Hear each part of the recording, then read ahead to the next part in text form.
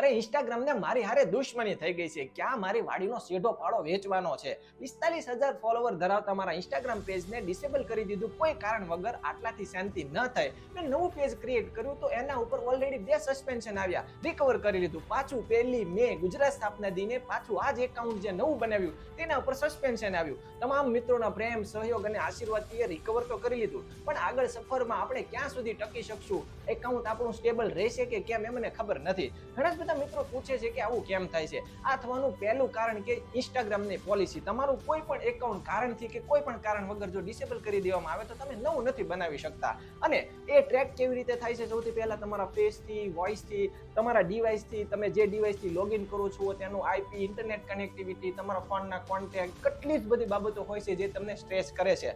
હવે આગળ આ સફરમાં ક્યાં સુધી ટકી શકશું એ મને ખબર નથી, પણ તમારા તમામ મિત્રોનો પ્રેમ જોઈએ. એટલે જ્યાં સુધી ઇન્સ્ટાગ્રામ આપણને અહીંયા રહેવા દેશે ત્યાં સુધી આપણે કન્ટેન્ટ બનાવશું. બાકી કંઈક નવો રસ્તો સાથે મળીને શોધી લેશું. મળીએ છીએ એક ખૂબ જ ઇન્ટરેસ્ટિંગ અને જોરદાર ધમાકેદાર કન્ટેન્ટ સાથે. સપોર્ટ કરતા રહેજો.